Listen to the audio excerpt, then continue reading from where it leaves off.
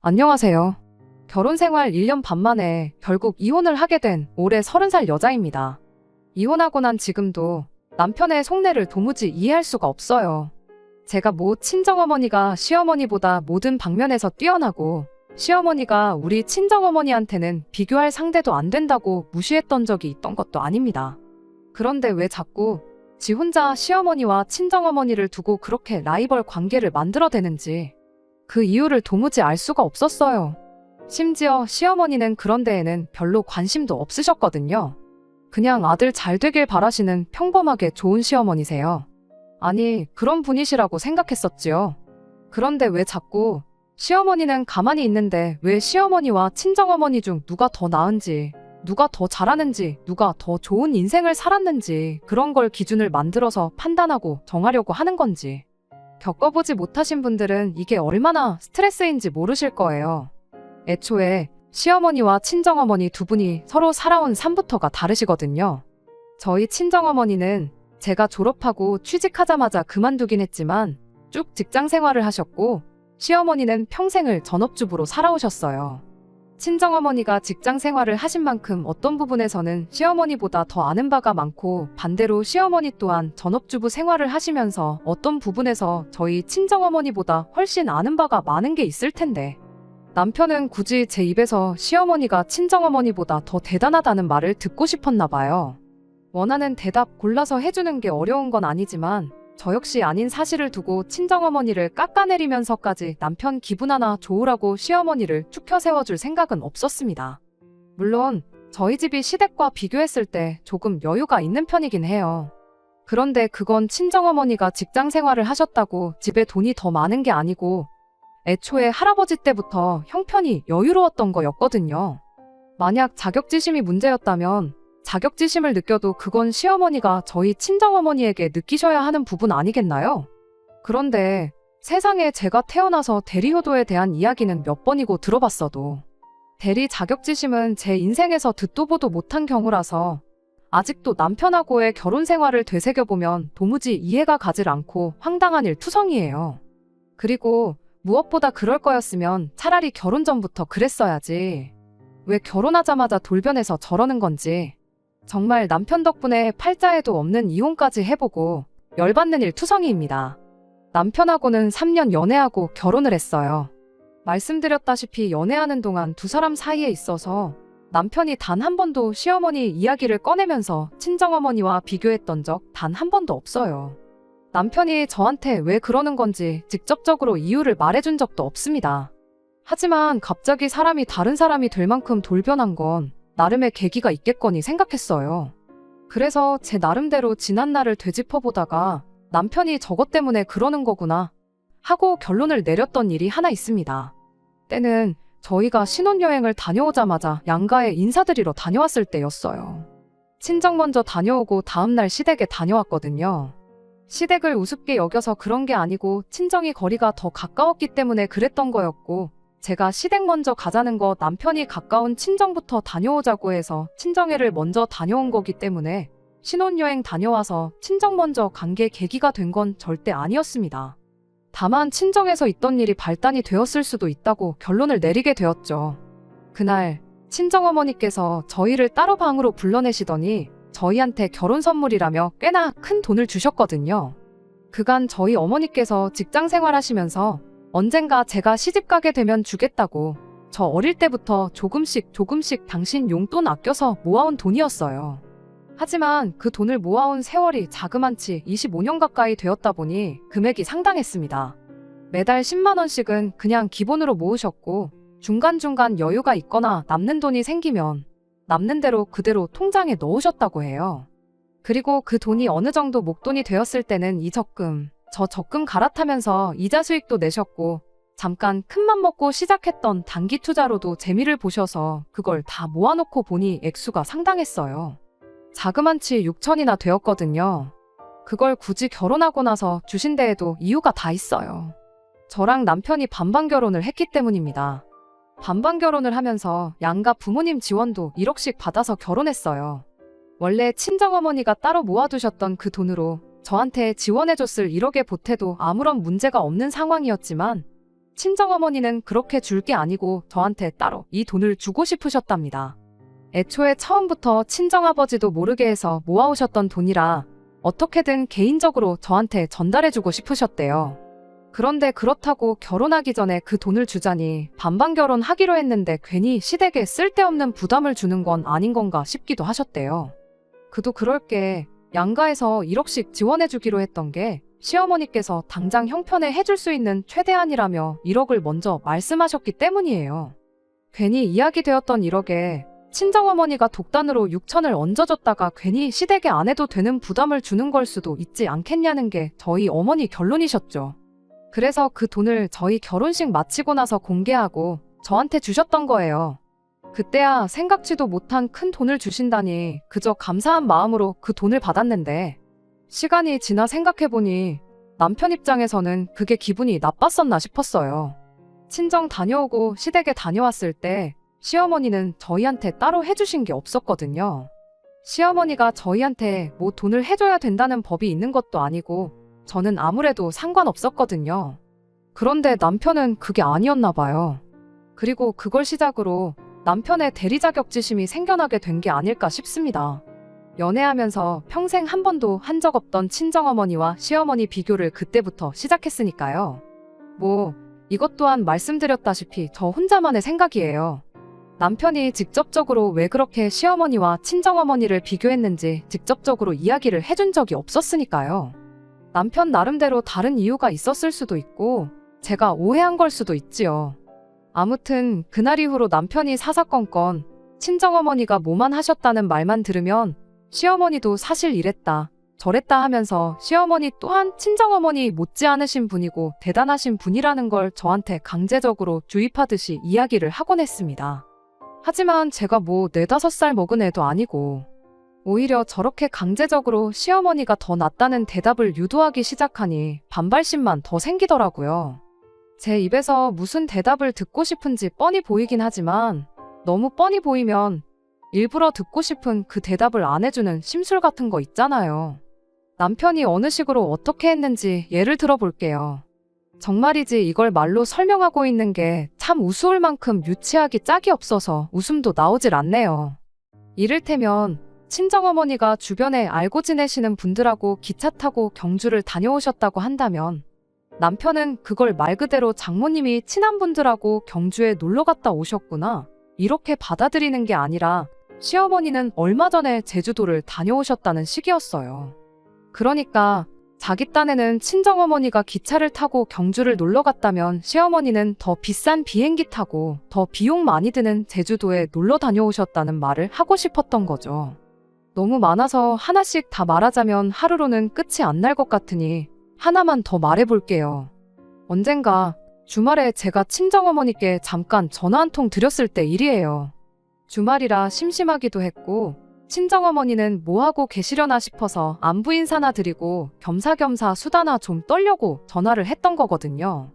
그런데 친정어머니가 친구분하고 스크린을 치러 가는 길이라시며 나중에 통화하자시길래 알겠다 말하고 스크린 재밌게 잘 치시라 한마디 하고는 전화를 끊었습니다.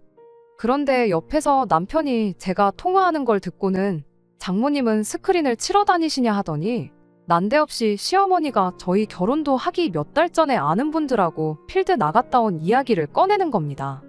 그러면서 어디서 주워들었는지 장모님은 언제 머리를 올리셨냐 묻고는 스크린에서 백날 잘 쳐봐야 필드 나가면 아무 소용도 없다고.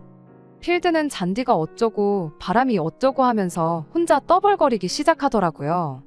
거기다 대고 마치 어린애들이 우리 집 송아지는 금송아지다 하면서 싸우는 것 마냥 친정아버지가 회원권을 가지고 계셔서 한 달에 한 번은 필드를 다녀오시고 계신다느니 그런 말까지는 할 것도 없겠다 싶어서 일부러 아무 말 않긴 했지만 그런 식으로 친정어머니가 하나를 하셨다면 시어머니는 열을 하셨다는 식으로 받아치는 게 일상이었습니다. 직접적으로 피해 끼치는 게 없으니 이게 별것 아닌 거라 받아들이시는 분들도 계실 수 있지만 직접 당해보지 않으신 분들은 이게 기분이 어떤지 모르실 거예요. 매번 친정어머니에 대한 이야기가 나올 때마다 저런 식으로 시어머니가 더 대단한 걸 하셨네, 시어머니가 더 잘하시네 어쩌네 하는 이야기 듣는 게 얼마나 짜증나는 건지 말이에요. 그래서 나중에 가선 아예 그냥 친정어머니에 대한 이야기를 남편 앞에서 입도 뻥긋하지 않았어요. 괜히 말 꺼내봐야 시어머니가 더 대단한 걸 해보셨네 나올 게 뻔했으니 말이고 그걸 그냥 그러려니 받아줄 만큼 제가 천사 같은 성격을 가지고 있는 것도 아니었거든요. 그런데 그랬더니 언젠가부터는 아예 제가 아무 말 안 해도 자기가 먼저 나서서 저희 어머니 이야기를 꺼내기 시작했어요. 대부분은 뭐 장모님은 해외여행은 다녀오셔봤냐? 자전거는 탈 줄 아시냐 하는 정말 대답해주고 상대하기도 민망할 만큼 쓸모없는 이야기들 뿐이었습니다. 제가 시어머니가 자전거를 탈 줄 아시는지 모르시는지 알아서 어디다 쓰겠어요. 그래도 되도록 남편이 꺼내는 말 최대한 무시하면서 나름 잘 넘기고 있었는데 한 번은 정말 남편한테 정색하면서 짜증을 냈던 적이 있었습니다. 저희 친정어머니가 직장 생활 하시면서 돈을 얼마 정도 버신 거냐 묻더라고요. 부모님이 직장 생활하면서 돈을 얼마나 버셨는지 세보는 사람이 세상에 어디 있겠나요? 당연히 모른다고 했고 그건 왜 물어보냐고 남편한테 물어봤어요. 그랬더니 남편이 한다는 소리가 시어머니는 평생을 전업주부로 살림만 하면서 살아오셨지만 사실 따지고 보면 웬만한 직장인들보다 돈을 더 버신 거나 마찬가지는 소리를 하면서 시댁 이야기를 꺼내왔습니다.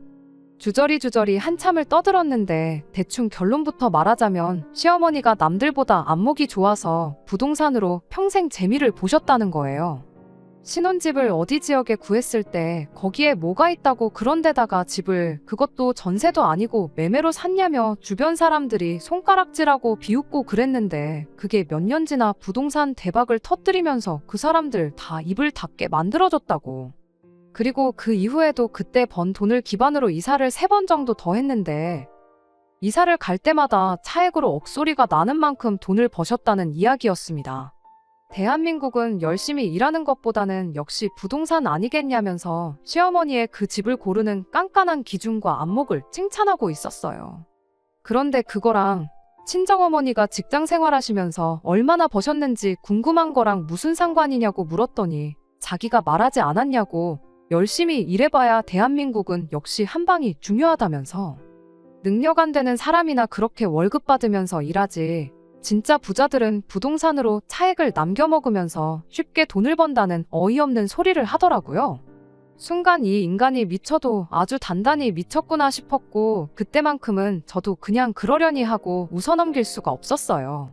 남편이 하고 싶은 소리가 우리 친정어머니가 그간 직장 생활한 건 다 헛일이었고 능력 좋은 시어머니가 부동산으로 번 것만도 못하다는 소리였는데 세상에 어떤 자식이 설령 그 상대가 남편일지라도 자기 부모 인생을 부정하는 사람을 용서할 수가 있겠나요? 그래서 남편한테 너나 똑바로 하라고 한마디 했어요.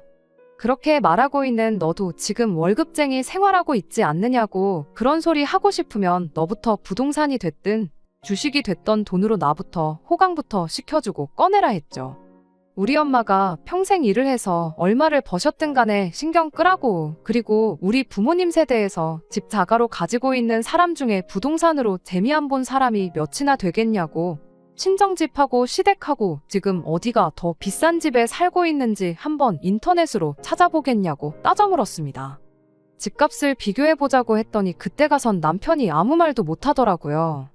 어딘지 알려드리진 않을 테지만 친정 부모님 살고 계시는 지역이 시부모님 사는 데보다 훨씬 비싼 지역이라는 건 대한민국 사람이라면 기본적으로 알고 있는 사실이거든요. 물론 남편 말도 틀린 건 없는 게 저희 집이야 말씀드린 대로 할아버지 때부터 갖고 있던 재산이 있다 보니 애초에 처음부터 시작을 좋은 동네에서 시작한 저희랑 자력으로 이사 몇 번 다니면서 부동산으로 재산을 불려오신 시어머니하고는 차이가 있긴 하죠.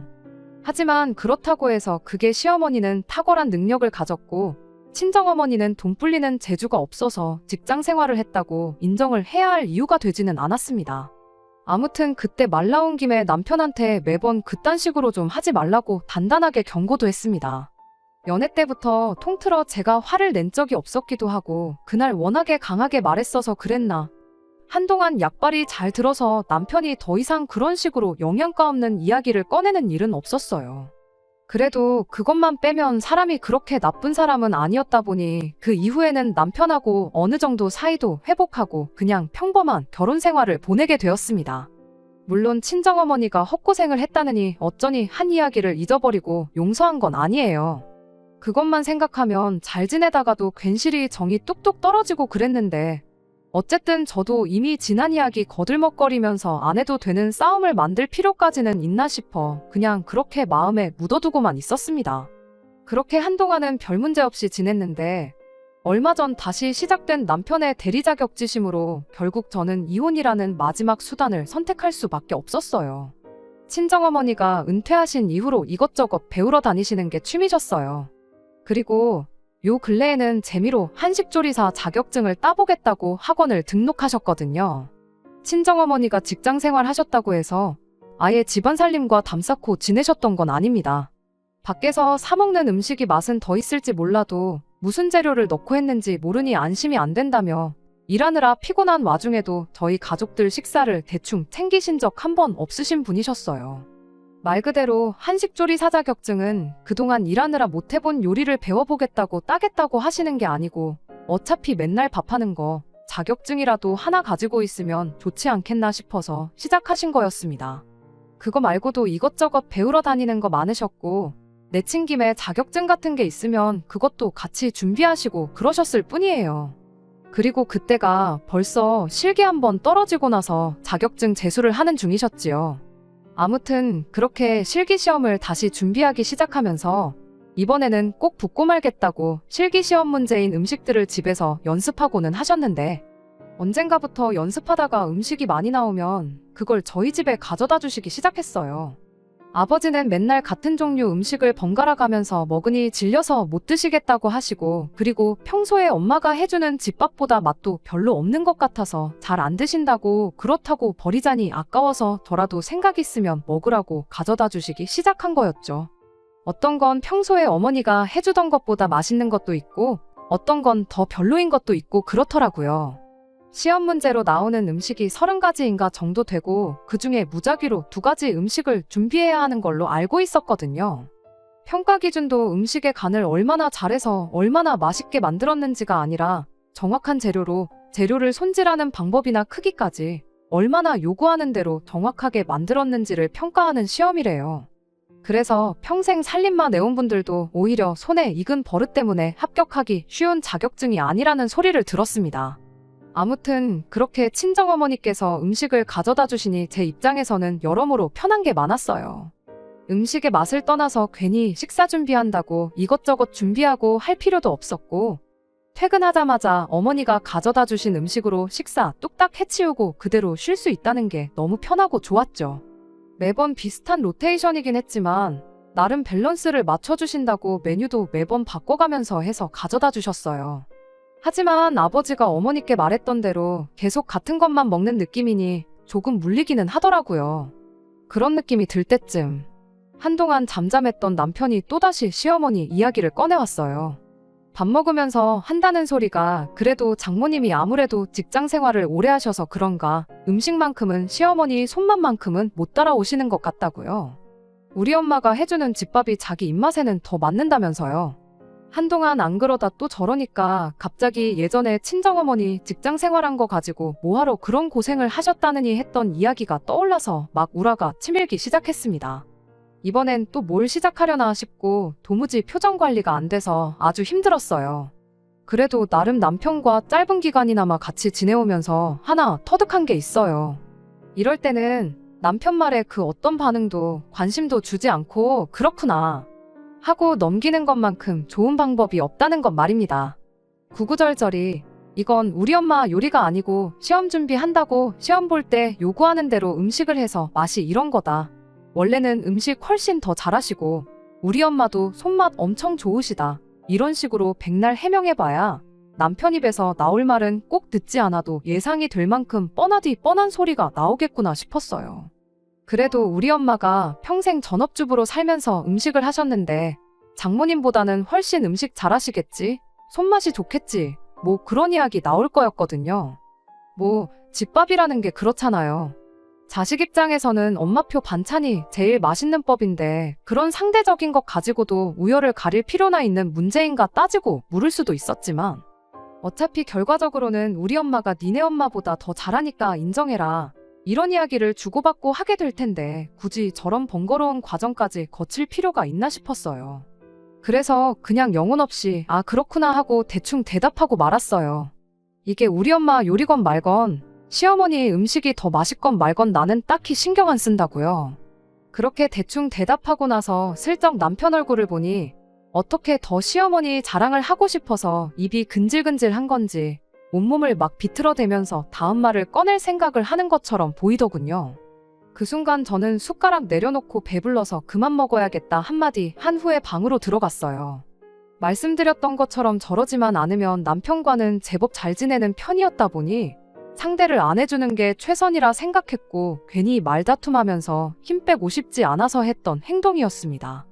그런데 그렇게 다음 날이 돼서의 일이었어요. 남편이 평소보다 퇴근이 늦더라고요.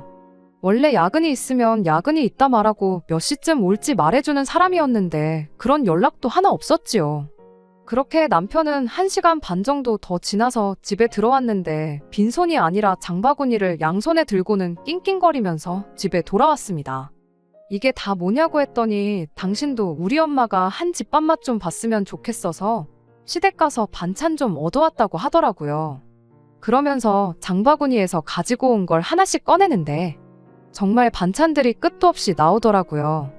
각종 나물에 마른 반찬들에 국도 2종류에 소불고기랑 돼지불고기까지 아주 종류별로 생각할 수 있는 모든 음식이 다 나온 것 같아요. 누가 봐도 반찬 좀 얻어왔다고 하기엔 가짓수가 너무 많은 게 누가 봐도 시댁에 있는 남는 반찬을 얻어온 게 아니고 전날부터 시어머니 닭달에서 종류별로 반찬이란 반찬은 다 해다 달라고 한 것처럼 보였습니다. 왜 반찬통에 담겨있는 때깔만 봐도 그 반찬이 오늘 한 건지 해놓은 지 며칠 정도 된 건지 딱 봐도 다 티가 나잖아요. 반찬통 뚜껑은 어떻게 닫으셨나 싶을 정도로 꽉꽉 눌러 담아준 걸 보니 별 쓸데없는 남편 자기만족 때문에 아침이 아니라 이른 새벽부터 일어나셔서 저녁 시간 남편이 퇴근해서 시댁에 도착 때까지 아들 먹일 반찬 준비하시면서 고생하셨을 시어머니 생각하니까 감사하기도 했지만 한편으로는 남편 쓸데없는 고집 때문에 하루 제대로 허리 한번 못 쳐고 못하고 고생만 죽어라고 하셨겠구나 싶어서 제 마음이 다 아플 정도였습니다.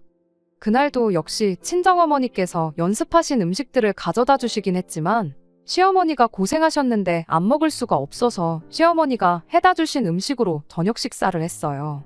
다른 것보다 밥 먹는 내내 남편이 이것도 맛있지 저것도 맛있지 하고 귀찮게 물어보는 것 때문에 체할 뻔했네요. 남편 말대로 시어머니 음식 솜씨는 좋았어요. 몇 가지는 친정어머니가 해주시는 것보다 맛있었는데 그렇다고 해서 전부 다 맛있는 건 아니었습니다. 어차피 입맛이 상대적인 거니 그런 건 별로 중요한 게 아니라 생각했는데 남편은 기어이 제 입에서 시어머니표 반찬이 친정어머니가 해다 주시는 것보다 더 맛있다는 말을 듣고 싶었나 봐요. 그래서 한번 그냥 눈 딱 감고 그렇게 말해줬어요. 그렇게 말해주면 적어도 앞으로 친정어머니가 해다 주는 음식 먹을 때마다 시어머니가 더 솜씨가 좋다느니 손맛이 끝내주신다느니 하는 이야기 들을 일은 없겠다고 생각했거든요.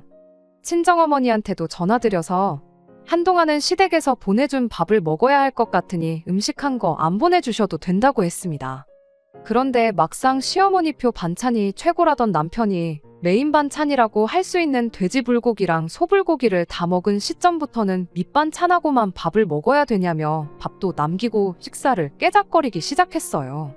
그렇다고 저 혼자 그 많은 반찬들을 다 먹을 수가 없다 보니 하는 수 없이 친정어머니한테 다시 연락드려서 늘 해다 주시던 전이랑 구이 같은 거는 다시 보내달라고 부탁드렸죠. 그렇게 3일인가 친정어머니께서 계속해서 음식을 더 해다 주셨고 그나마 고기 반찬이 생기니 남편이 그제서야 밥을 제대로 먹기 시작했어요. 문제는 여전히 밑반찬은 몇 번 깨작거리고 고기 반찬 위주로만 식사를 했다는 겁니다. 결국 나중에 가서는 나물 반찬만 잔뜩 남게 되었어요. 그리고 친정어머니가 보내주던 고기 반찬도 끊기게 되었죠. 친정어머니가 시험일자가 다가옴에 따라서 이제 손에 익은 거 말고 손에 안 익는 음식들을 연습해야겠다시며 비빔밥이며 그런 걸 연습하셨거든요. 그래도 시어머니가 고생해서 해다 주신 반찬인데 이미 저희 집 냉장고에 들어온 지 열흘이 가까워지는 시점에 어떻게든 남아있는 나물 반찬을 처리해야 한다는 생각밖에 없었어요. 상해서 버리는 건 힘들게 음식을 해다 주신 시어머니에 대한 예의가 아니라고 생각했거든요. 그러다 갑자기 번뜩하고 좋은 생각이 난 거예요.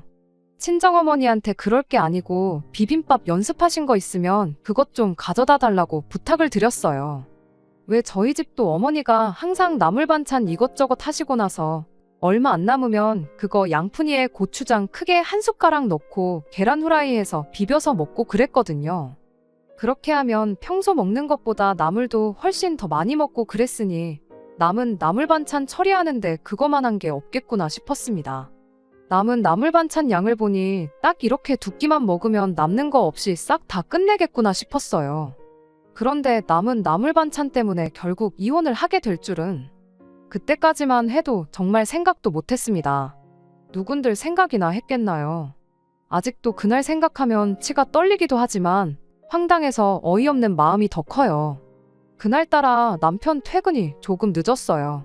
친정어머니는 이미 저희 집에 비빔밥거리를 주고 가신 상황이었고요.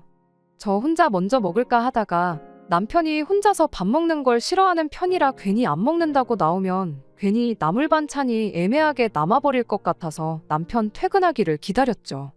이내 남편이 퇴근을 했고 내가 저녁 준비할 테니 남편한테는 얼른 씻고 나오라고 했어요. 그렇게 남편 씻는 동안 계란 후라이도 3개에서 부치고 양푼이에다가 나물이랑 상추 쫑쫑 썰어서 밥을 비볐습니다. 참기름까지 뿌리고 깨소금으로 마무리하니까 보고만 있어도 입맛이랑 군침이 돌더라고요. 한 숟갈 간을 보니까 고추장도 그냥 고추장이 아니라 실기시험에 나오는 대로 설탕이랑 어떻게 해서 만든 고추장이라 그런지 일반 고추장보다 훨씬 맛있게 느껴졌어요. 때마침 남편이 씻고 나오길래 얼른 와서 밥 먹으라고 했죠. 그때까지만 해도 그냥 평소처럼 저녁 식사 마치고 나서 같이 TV 좀 보다가 잠드는 평범한 일상을 생각했었는데 남편이 밥상머리에 앉자마자 이게 뭐 하는 짓이냐며 육두문자를 섞으며 애써 비벼놓은 양푼을 바닥에 패대기 쳐버리더라고요. 그러더니 저한테 성큼성큼 걸어와서는 전에 본 적도 없는 무서운 표정으로 너 지금 시어머니가 우습게 보이냐면서 성질을 부리는 거예요. 저도 어이가 없어서 뭔 소리를 하는 거냐고 남편한테 따져 물었어요.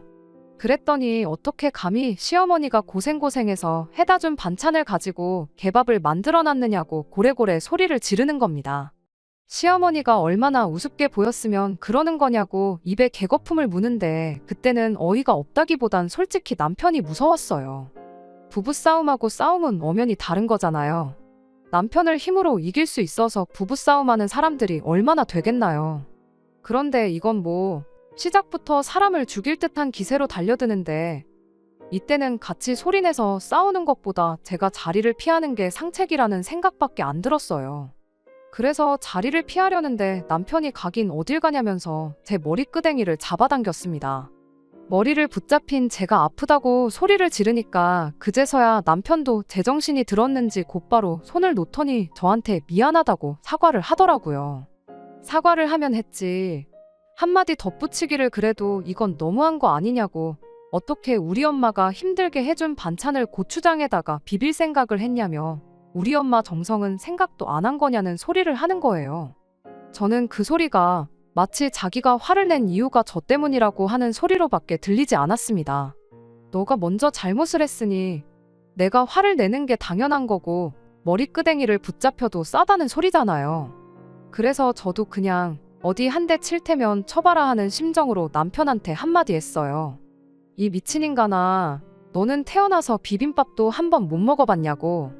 네가 반찬 투정 안 하고 제때제때 어머님 반찬 먹고 그랬으면 이렇게 비빔밥 먹으라고 비벼줄 일도 없었을 거 아니겠냐고. 밥 비벼 먹는 건 시어머니 정성을 무시하는 행동이고 냉장고 안에서 쉬어 빠지게 만들어 음식물 쓰레기통에 처박는 건 시어머니 정성을 생각하는 행동이냐 한마디 했더니 그 자리에서 미안하다고 사과하고 머리끄댕이 붙잡은 건 잘못했다고 싹싹 빌어도 모자란 판국에 한다는 소리가 고추장이 묻으면 시어머니가 힘들게 해놓은 간이 사라지지 않냐며 그냥 먹어도 맛있는 걸 망쳐놓은 제 잘못이라고 끝까지 우겨대는 거예요. 그리고 그때 남편의 이 대리 자격지심을 나는 평생을 감당할 수 없겠구나 하는 생각이 들었습니다. 갑자기 우리 집이 뭐 빚보증을 서서 폭삭 망하게 된다던가 무슨 일로든 안 좋은 일 때문에 시댁보다 어려운 상황에 처하기 전까지는 영원히 계속될 것만 같았어요. 그리고 이 꼴을 몇 번이나 더 보고 사느니 그냥 하루라도 빨리 이혼하는 게 맞겠다는 생각이 들었습니다. 그래서 그 길로 혼자 방으로 뛰어들어가 간단한 제 짐을 챙겼어요. 남편은 태연한 얼굴로 뭘 그런 걸 가지고 짐까지 싸냐며 차라리 자기가 나가 있을 테니 저보고 혼자 지내면서 정말 제가 아무 잘못도 안 한 건지 잘 생각해 보라는 겁니다. 그때 진짜로 이 인간이 이젠 제정신이 아니구나 하는 생각 말고는 다른 생각이 들지 않았어요. 아무튼 그렇게 남편이 혼자 시댁으로 가게 되었는데 막상 집에 혼자 있자니 이 인간이 언제 문 따고 들어와서 또 돌변할지 모른다는 생각을 하니 괜히 무섭고 걱정이 되더라고요. 그래서 그냥 집 비워놓고 저도 친정으로 향했습니다. 친정아버지가 엄청 열받으셔서는 혼쭐을 내주시겠다고 하는 것도 뜯어말렸어요. 그 인간 지금 정상이 아닌 것 같다고 괜히 건들지 마시라고요. 회사에는 대충 사정을 설명하고 일주일 정도 휴가를 냈어요. 친정에 온 지 이틀이 지나서 남편한테서 전화가 왔습니다. 지금 어디냐고요.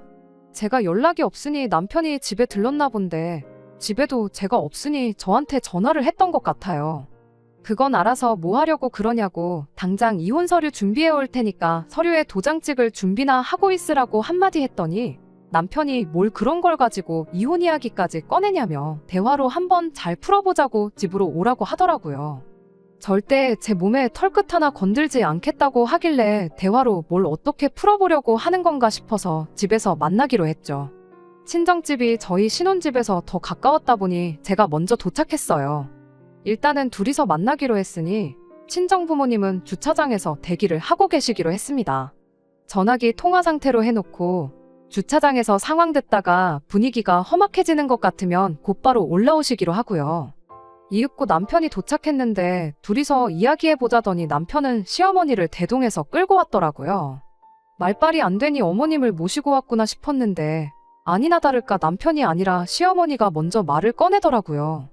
부모 생각하는 자식 마음이 그런 거 아니겠냐며 당신 생각에도 아들이 잘못한 것 같다고 사과시킬 테니 남편 용서해주고 전처럼 잘 지내라는 말을 하시는 겁니다. 세상 누가 그 상황에 제가 잘못했다고 하겠나요? 당연한 일이었지만 저는 남편이 나물반찬 고추장에 비볐다고 화낸 것보다 사과를 받고 싶은 게 있었으니 그건 남편이 어딜 가냐며 뒤돌아선 제 머리채를 잡아 끌었다는 사실이었어요. 다른 건 몰라도 두 번 다시 앞으로 우리 사이에 무슨 일이 있어도 내 몸에 손가락 하나 가져다 대지 않겠다는 약속은 받아내야겠다는 생각이었습니다. 그리고 만약 이런 불미스러운 일이 다시 발생하게 된다면 그때는 아무 조건도 없이 이혼하는 거고 재산 분할이고 뭐고 땡전 한 푼 없이 몸만 나가겠다는 각서를 써달라 했습니다. 이혼할 때 각서가 아무 소용 없다는 사실은 알고 있긴 했지만 이 정도는 해야지 적어도 같은 꼴은 안 보겠구나 하는 생각이었어요. 그런데 난데없이 시어머니가 그런 불합리한 조건은 받아들일 수 없다면서 싫다고 거절을 하시더군요. 그러면서 고작 머리채에 한 번 잡힌 걸 가지고 장난이라고 생각하고 그냥 넘어가면 될 걸 일을 너무 심각하게 만드는 거 아니냐는 거예요. 그런 각서를 쓰면 우리 아들 남은 평생이 너무 불리해지는 거 아니냐입니다. 제가 마음먹고 남편 꼭지 돌게 만들어서 어쩌다가 슬쩍 밀치기라도 하면 그 순간 우리 아들은 이혼당하고 땡전 한 푼도 분할받지 못하고 이혼당하는 거 아니냐고요. 팔은 안으로 굽는다고 자식 편 들어주는 건 당연하다고 생각했고 그래도 어쨌든 시어머니까지 나서서 기분 풀라고 말씀하시니 그냥 앞으로 대리 자격지심 때문에 쓸데없는 소리 하고 사람 마음 상하게 하는 것만이라도 못하게 해달라 말하고 그러고 이 부부싸움을 끝낼 생각이었어요. 그런데 시어머니 마지막 말 한마디에 결국 제가 이성을 잃고야 말았습니다. 시어머니가 잘 생각했다고 뭐 머리채에 한 번 잡힌 거 가지고 그러냐며 가족끼리 그러는 건 장난치는 것에 불과하답니다. 그 말을 들으니 남편과 화해할 생각이 싹 사라졌어요. 그게 무슨 소리시냐고 그러면 앞으로 무슨 일 때문이건 간에 남편이 제 머리채를 잡으면 전후 사정 안 보고 그걸 장난으로 받아넘겨야 한다는 말이시냐 물었더니 막말로 얘가 주먹질을 한 것도 아닌데 뭘 그리 호들갑이냐고 원래 부부 사이라는 게 싸우면서 더욱 더 돈독해지는 법이라며 다음부터는 이런 사소한 일로 나까지 오게 만들지 말라는 겁니다. 순간 정말로 이성의 끈이 뚝 끊어졌어요. 그리고 그 길로 시어머니 머리채를 붙들어 잡고든 그대로 이리저리 흔들었어요. 시어머니가 비명을 빽 지르며 이게 뭐 하는 짓이냐 소리를 질렀고, 남편은 순간 당황해서는 저를 시어머니한테서 떼놓으려고 안간힘이었습니다. 시어머니한테 며느리가 가족으로서 어머님한테 마지막으로 치는 장난이라고 생각하시라고 말씀 들어보니 아들 이혼당하는 건 걱정되시나 본데 각서고 뭐고 필요 없고 그냥 이혼할 테니까 그렇게 아시라고 말하고 부여잡은 시어머니 머리채를 풀어줬습니다. 괜히 시간 낭비했다 말하고 나가려는데 남편이 장난치냐고 가긴 어딜 가냐고 하면서 제 팔을 붙들어 당기더군요. 다행히 때마침 주차장에서 대기하고 계시던 부모님께서 시어머니 비명소리 듣고 놀라가지고 곧바로 집으로 올라와 주신 덕분에 큰일은 나지 않았어요. 그리고 당장 이혼서를 준비할 테니 그리할라 한마디 하셨죠. 시어머니가 제가 머리채 부여잡은 걸 가지고 상해죄로 고소를 하신다길래 하실 테면 하시라고 그럼 나도 어머님 아들 똑같은 걸로 고소하겠다고 한마디 말하고 친정으로 돌아갔습니다. 설마 제가 진짜로 고소를 할 거라 생각했는지 시어머니는 별다른 액션이 없으셨고 그렇게 별탈 없이 이혼하게 되었어요. 반반 결혼했다 보니 재산분할 하는 것도 별달리 어려울 것 없었고 친정어머니가 주신 통장은 친정어머니 통장 그대로 보관하고 있었다 보니 그것 또한 문제가 되지 않았네요. 사실 남편하고 그런 일이 있은 직후에 친정에 머물며 그래도 진짜 이혼까지 해야 하는 건가 걱정했는데 막상 이혼하니까 별거 없고 마음만 후련해졌어요. 평생 남편이 시어머니에 대한 자격지심 때문에 헛소리 하는 거 듣는 거보다야 평생 혼자 지내는 게 오히려 더 나은 것 같습니다. 하나 아쉬운 게 있다면 내 머리채 붙잡은 본인인 남편 머리카락 한 올도 못 뜯어놓고 나온 거 그거 말고는 없네요. 정말 대리 자격지심보다는 차라리 대리 효도를 강요하는 게 100번 1000번 나았을 것 같아요. 만에 하나 남편이 다른 사람을 만나 결혼을 한다면 다른 건 몰라도 새 장모님 되실 분이 대놓고 시어머니보다 못한 분으로 찾으라고, 안 그러면 또 이혼당할 거라고 충고 한마디 해주고 싶네요. 끝까지 들어주셔서 감사합니다.